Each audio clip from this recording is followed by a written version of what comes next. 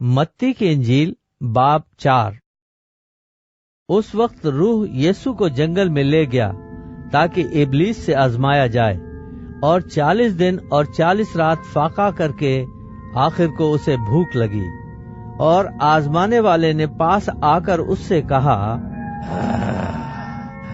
अगर तो खुदा का बेटा है तो फरमा कि ये पत्थर रोटियां बन जाए। उसने जवाब में कहा, लिखा है कि आदमी सिर्फ रोटी ही से जीता न रहेगा, बल्कि हर बात से जो खुदा के मुंह से निकलती है। तब इबलीस उसे मुकद्दस शहर में ले गया और हैकल के कंगूरे पे खड़ा करके उससे कहा, अगर तू खुदा का बेटा है तो अपने तय नीचे गिरा दे, क्योंकि लिखा है कि वो तेरी बाबत अपने फरिश्तों को हुक्म देगा और वो तुझे हाथों पर उठा लेंगे, ऐसा न हो कि तेरे पांव को पत्थर से ठेस लगे।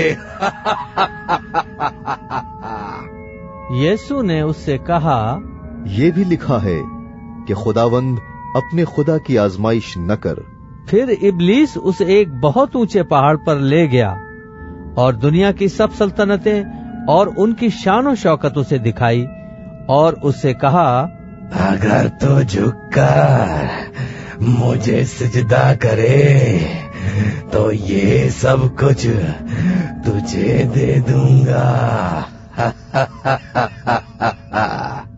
यीशु ने उससे कहा, ऐ शैतान दूर हो, क्योंकि लिखा है कि तू खुदावंद अपने खुदा को सिजदा कर और सिर्फ उसी की इबादत कर। तब इबलीस उसके पास से चला गया और देखो फरिश्ते आकर उसकी खिदमत करने लगे। जब उसने सुना कि यूहन्ना पकड़वा दिया गया तो गलील को रवाना हुआ और नासरत को छोड़कर कफरनहूम में जा बसा, जो झील के किनारे ज़बूलून और नफ्ताली की सरहद पर है, ताकि जो यशायाह नबी की मारिफत कहा गया था वो पूरा हो। ज़बूलून का इलाका और नफ्ताली का इलाका, दरिया की राह, यरदन के पार, गैर कौमों की गलील। जो लोग अंधेरे में बैठे थे उन्होंने बड़ी रोशनी देखी, और जो मौत के मुल्क और साए में बैठे थे उन पर रोशनी चमकी।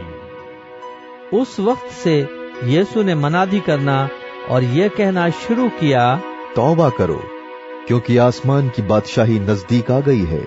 और उसने गलील की झील के किनारे फिरते हुए 2 भाइयों यानी शमौन को, जो पतरस कहलाता है, और उसके भाई इंद्रियास को झील में जाल डालते देखा, क्योंकि वो माहीगीर थे, और उनसे कहा, मेरे पीछे चले आओ तो मैं तुमको आदमगीर बनाऊंगा। वो फौरन जाल छोड़कर उसके पीछे हो लिए, और वहां से आगे बढ़कर उसने और 2 भाइयों यानी जब्दी के बेटे याकूब और उसके भाई यूहन्ना को देखा कि अपने बाप जब्दी के साथ कश्ती पर अपने जालों की मरम्मत कर रहे हैं, और उनको बुलाया। वो फौरन कश्ती और अपने बाप को छोड़कर उसके पीछे हो लिए। और यीशु तमाम गलील में फिरता रहा और उनके इबादत खानों में तालीम देता और बादशाही की खुशखबरी की मनादी करता, और लोगों की हर तरह की बीमारी और हर तरह की कमजोरी को दूर करता रहा। और उसकी शोहरत तमाम सूरिया में फैल गई, और लोग सब बीमारों को, जो तरह तरह की बीमारियों और तकलीफों में गिरफ्तार थे, और उनको जिनमें बदरूहें थीं और मिर्गी वालों और मफलूजों को उसके पास लाए, और उसने उनको अच्छा किया। और गलील और दिकपुलिस और यरूशलेम और यहूदिया और यरदन के पास से बड़ी भीड़ उसके पीछे हो ली।